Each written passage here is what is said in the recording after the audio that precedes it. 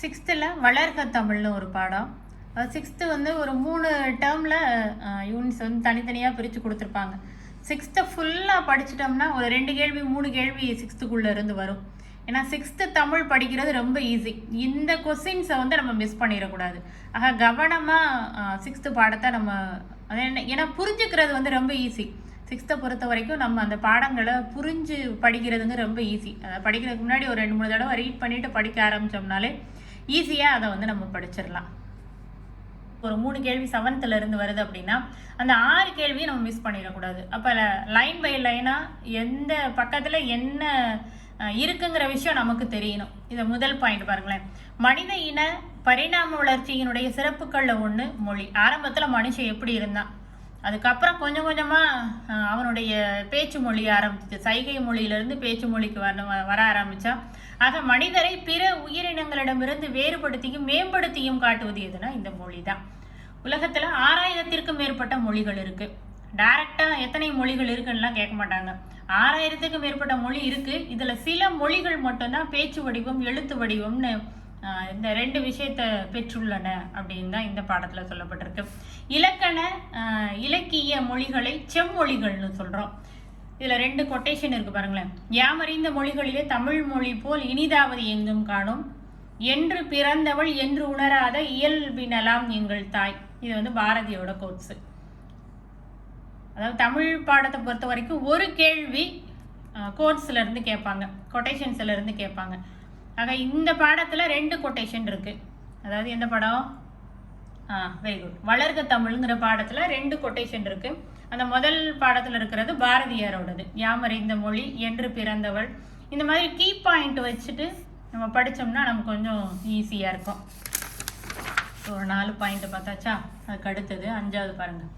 சாலைகள் தோன்றியதுக்கு அப்புறம் தான் சாலை விதிகள் உருவாகியிருக்க முடியும். அது மாதிரி இலக்கியம் தோன்றிய பிறகுதான் இலக்கண விதிகள் தோன்றி இருக்க வேண்டும். கூற்று காரணம் கேள்வியில இப்படி கொடுக்கலாம். இலக்கியம் தோன்றிய பிறகுதான் இலக்கண விதிகள் தோற்றம் பெற்று இருக்க வேண்டும். கரெக்ட். அடுத்தது தொல்காப்பியம் தான் மிக பழமையான இலக்கண நூல். அடுத்து தமிழ் எழுதும் முறையை வைத்து 2 பிரிவா பிரிக்கிறோம். ஒன்று வலஞ்சுழி எழுத்துக்கள், இன்னொன்று குட் இடஞ்சுழி எழுத்துக்கள். வலஞ்சுழி எழுத்துக்கள் எப்படி எழுதியிருக்காங்கன்னு பாருங்களேன். இப்போ இந்த போடுறப்ப இது ரைட் சைடில் போய் இப்படி கொண்டு வரோம்ல, அதனால தான் இதை வலஞ்சுழின்னு சொல்கிறோம். இதை வந்து இடஞ்சுழி எழுத்துக்கள். இங்கே பாருங்க, ஸ்டாண்டிங் லைனு இப்படி போகுது, இடப்பக்கமாக போகுது. இதை என்ன சொல்கிறோம்? இடஞ்சுழி எழுத்துக்கள்னு சொல்கிறோம். அப்போ தமிழ் எழுதும் முறையை வைத்து 2 பிரிவு இருக்குது. தமிழ், தமிழ்நாடு, தமிழன், இந்த 3 சொல்லாட்சி எங்கெங்கே இருக்குது அப்படின்றாங்க பாருங்க. தொல்காப்பியத்தில் தமிழ்ங்கிற சொல் இருக்குது. தமிழன் கிளவியும் அதனோரற்றை. தமிழ் எண் தமிழ் அப்படிங்கிற சொல் எங்கே இருக்குது? தொல்காப்பியத்தில் இருக்குது. குட். அதுக்கு அடுத்தது பாருங்களேன். தமிழ்நாடு எங்கே இருக்குது? சிலப்பதிகாரம். எந்த காண்டத்தில் இருக்குது? வஞ்சி காண்டம். இமிழ் கடல் வேலியை தமிழ்நாடாக்கிய இது நீ கருதினையாயின். தமிழ்நாடுங்கிற சொல் எங்கே இருக்குது? குட். சிலப்பதிகாரத்தில் இருக்குது. அடுத்தது பாருங்களேன். தமிழன்கிற சொல் எங்கே இருக்குது? அப்பரோட தேவாரத்தில் இருக்குது. தமிழன் கண்டாய் திருத்தாண்டகத்தில் சொல்லியிருக்கிறாரு. இந்த 3 கேள்வி நல்ல ரொம்ப முக்கியமான ஒரு கேள்வி. தமிழ்ங்கிற சொல் எதில் இருக்குது? தொல்காப்பியத்தில் இருக்குது. தமிழன் கிளவியும் அதனோரற்றே. தமிழன் கிளவியும் அதனோரற்றே எந்த நூல்னு கேட்கலாம். தொல்காப்பியத்தில் தமிழ்ங்கிற சொல்லாட்சி எப்படி இடம் பெற்றுள்ளதுன்னு கேட்கலாம். சிலப்பதிகாரம், அடுத்தது அப்பரோட தேவாரம், தமிழன். திரும்ப திரும்ப சொல்கிறேன், எல்லாருமே என்ன பண்ணணும்னா எழுதி தான் படிக்கணும். எழுதி படிக்கிறது சால சிறந்தது. எழுதி படிக்கிறது நமக்கு எப்பயுமே மெமரியில் இருக்கும். நம்மளால் ஈஸியாக வந்து அதை புரிஞ்சுக்க முடியும். எதுவுமே எழுதாமல் சும்மா அப்படியே படிச்சுட்டே போனோம்னா நம்மளோட மைண்டில் எதுவுமே நிற்காது. அதாவது புத்தகத்தை இப்போ 6th புக் எடுக்கிறோம், இந்த லெசனை பார்க்குறோம் அப்படின்னா அந்த லெசனை எடுத்து முதல்ல நல்லா ரீட் பண்ணிடணும். ஒரு 2-3 தடவை தரவாக ரீட் பண்ணிடணும். ஏன்னா நம்ம டெட் எக்ஸாம் எழுதுகிறவங்க, ஓரளவு டிகிரி எல்லாமே படித்து முடித்தவங்க தான் நம்ம அந்த இடத்துக்கு வர்றோம். அப்போ 6th பாடம் புரிஞ்சுக்கிறதுங்கிறது நமக்கு ஒன்றும் ரொம்ப கஷ்டம்லாம் கிடையாது, ரொம்ப ஈஸியானது தான். ஒரு 2 தடவை 3 தடவை அந்த லெசனை ஃபுல்லாக தரவாக ரீட் பண்ணிவிட்டு அதுக்கப்புறம் இந்த மாதிரி பாயிண்ட்ஸ் நான் உங்களால் எடுக்க முடியுதா அப்படின்னு நீ ட்ரை பண்ணி பார்க்கணும். நம்ம தான் ட்ரை பண்ணி பார்க்கணும். முடிஞ்சதுன்னா எடுக்கணும். அப்படி இல்லைன்னா இந்த கீ பாயிண்ட்ஸை நீங்கள் எழுதிட்டு இதில் இருந்து படிச்சுட்டு கொஸ்டினையும் நம்ம தான் ஃப்ரேம் பண்ணணும். அதில் தான் நம்மளோட சக்ஸஸ் இருக்குது. அதுக்கு அடுத்தது 9வது பாருங்களேன். சீர்மை அப்படின்னா என்ன? ஒழுங்குமுறைன்னு அர்த்தம். சீர்மைனா ஒழுங்குமுறை.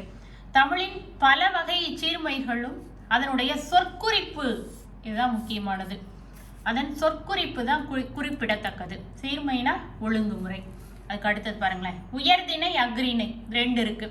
உயர்திணையோட எதிர்ச்சொல் என்னது? தாழ்திணை. ஆனால் நம்ம என்ன சொல்றோம்? அக்ரிணைன்னு சொல்றோம். அதாவது அல்லாத திணை, அல் பிளஸ் திணை. அல்லாத உயர்வு அல்லாத திணையை என்ன சொல்றோம்?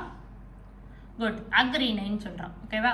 இன்னொரு எக்ஸாம்பிள் கொடுக்குறாங்க. பாகற்காய், அது கசப்பு சுவையுடைய. அப்ப கசப்பு காய்ன்னு இருக்கணும். ஆனா அப்படி இல்லை. எப்படி இருக்கு? பாகு அல் காய். பாகுனா இனிப்பு அல்லாத காய். இதுதான் இதுக்குரிய டிஃபரன்ஸ். அதுக்கு அடுத்தது இலக்கண நூல்கள் பத்தி சொல்றாங்க. தொல்காப்பியமும் நன்னூலும் இலக்கண நூல், 8 தொகையும் 10 பாட்டும் சங்க இலக்கிய நூல்கள். அடுத்தது அற இலக்கியங்கள்ங்கிறது திருக்குறளும் குட், நாலடியார், 14 கீழ்கணக்கு நூல்கள் எல்லாமே அறநூல்கள் தான். சிலப்பதிகாரமும் மணிமேகலையும் காப்பியங்கள். இதெல்லாம் டைரக்ட் கொஸ்டின். இன்னும் நல்லா கவனிச்சுக்கோங்க. டைரக்டா கொஸ்டின்ஸ் வந்து ஒரு 5 கேள்வி 6 கேள்வி இருக்கும். அந்த கொஸ்டின்ஸை நம்ம மிஸ் பண்ணக்கூடாது. அதை கரெக்டாக அடிச்சிட்டோம்னா 30ல் ஓரளவு 25 26 நெருக்கி வந்துடலாம். மீதி 4 கேள்வி கொஞ்சம் ட்விஸ்டாக இருக்கும். அதை கொஞ்சம் யோசிச்சு ஈஸியாக பண்ணிடலாம். படிக்க படிக்க அந்த கொஸ்டின்ஸையும் நம்மளால எல்லா டிபார்ட்மெண்ட்காரங்களும் தமிழை பொறுத்த வரைக்கும் ஈஸியாக படிச்சிடலாம். அதுக்கு அடுத்தது பாருங்களேன். சொல் வளம். பூவினுடைய நிலைகள் கொடுக்குறாரு. அரும்பு, மொட்டு, முகை, மலர், அலர், வி, செம்மல். இதை ஆர்டர் படுத்துங்கன்னு கேட்பாங்க. ஆர்டரை மாற்றி கொடுத்துட்டு ஆர்டர் படுத்துங்கன்னு கேட்கலாம். அரும்பு, மொட்டு, முகை, மலர், அலர், வி, செம்மல். பூவினுடைய நிலைகள் எத்தனைன்னு கேட்டால் அது டைரக்ட் கேள்வி. அது ரொம்ப ரேரு தான், கேட்கறதுக்கு வாய்ப்பு கிடையாது. கீழே உள்ள நிலைகளை ஆர்டர் படுத்துங்கன்னு மாற்றி கொடுக்கலாம். அரும்பு, மொட்டு, முகை, மலர், அலர், வி, செம்மல். ஓகே, நெக்ஸ்ட் பாருங்களேன். 13வது கேள்வி. ஓர் எழுத்து ஒரு சொல்லாகி பொருள் தர்றது உண்டு. ஒரு சொல் பல பொருளையும் வர்றது உண்டு. நமக்கு என்ன கொடுத்துருக்காங்க? மா அப்படிங்கிற ஒரு சொல்லு, மரம், விலங்கு, பெரிய, திருமகள், அழகு, வயல், வண்டு, அறிவு, அளவு, அழைத்தல், குட், துகள். நெக்ஸ்ட் ஒன் என்னது? மேன்மை. இதுல 3 இதை கொடுத்துட்டு ஒரு வார்த்தையை மாற்றி கொடுக்கலாம். அப்போ ஆடு ஒன்று என்னன்னு கேட்கலாம். அப்போ இந்த மாதிரி கொஸ்டின்ஸ் வர்றப்ப ஒரு வார்த்தைக்கு ஏன்னா 1 2 தான் நமக்கு இதில் இருக்கும். இந்த புக்கை பொறுத்த வரைக்கும் 6th பொறுத்த வரைக்கும் நான் திரும்ப என்ன சொல்கிறேன்னா, ஒரு சில விஷயங்கள் மட்டும்தான் கொடுத்துருப்பாங்க. அதை நம்ம தரவாக மெமரி பண்ணிட்டோம்னா இந்த மாதிரி கொஸ்டின்ஸை நம்ம ஈஸியாக அடிச்சிடலாம். அடுத்து 14வது முத்தமிழ். தமிழுக்கு மறுபெயர் நமக்கு தெரிஞ்சதான். முத்தமிழ் என்னென்ன? இயல், இசை, நாடகம். அந்த 3 தான் முத்தமிழ்னு சொல்கிறோம். இயல்ங்கிறது எண்ணத்தை வெளிப்படுத்துறத தான் இயல் தமிழ். உள்ளத்தை மகிழ்விப்பதை இசைத்தமிழ்னு சொல்கிறோம். உணர்வில் கலந்து வாழ்வின் நிறை குறைகளை காட்டுவது எது? குட், நாடகம். ஓகேவா? இயல், இசை, நாடகம். இந்த 3ஓட வேலை என்ன? எண்ணத்தை வெளிப்படுத்துவது எது? இயல். Very good. இசையோட வேலை என்ன? உள்ளத்தை மகிழ்விக்கும். ஓகே. நாடகம்ங்கிறது உணர்வில் கலந்து வாழ்வின் நிறை குறைகளை காட்டுவது. ஓகே, நெக்ஸ்ட் பாருங்களேன். 15. காலந்தோறும் பல வகையான இலக்கிய வடிவங்கள் இருக்குது. ஃபர்ஸ்ட் பாருங்க, செய்யுள், அடுத்து கவிதை, 3வது புதுக்கவிதை, அடுத்து துளிப்பா. துளிப்பான குட்டி குட்டியாக எழுதுறது. ஓகேவா? அது மாதிரி உரைநடையில் முதல்ல கட்டுரை இருந்தது, அடுத்து புதினம் வந்தது, அடுத்து சிறுகதை வந்தது. அதுக்கு அடுத்து முதல்ல 18வது கேள்வியை முதல்ல பார்த்துருவோம். பாருங்க, ஒரு பிறந்த நாள் பாடல். இப்போ எல்லாருமே பிறந்த நாள் வாழ்த்து அப்படின்னா இந்த பாட்டை தான் எல்லா பிள்ளைங்களும் பாடுறாங்க. நீண்ட நீண்ட காலம் நீ நீண்டு வாழ வேண்டும், வானம் தீண்டும் தூரம் நீ வளர்ந்து வாழ வேண்டும். அப்போ நீண்ட நீண்ட காலம் யாருடையது? அறிவுமதியோடது. இது நல்லா ஞாபகம் வச்சுக்கோங்க. அடுத்தது தாவரத்தினுடைய இலை பெயர்கள். இது நமக்கு தெரிஞ்சது தான். ஒரு சில இது மட்டும் கொஞ்சம் டிஃப்ரெண்ட்டாக இருக்கும். பாருங்களேன், ஆல், அரசு, மா, பலா, வாழை, இதெல்லாம் என்ன சொல்கிறோம்? இலைன்னு சொல்கிறோம். அகத்தி, பசலை, முருங்கை, கீரை. ஓகே. அருகு, கோரைங்கிறது புல். நெல், வரகுங்கிறது தாள். நெல் தாள், வரகு தாள். மல்லிங்கிறது தழை. ஓகே.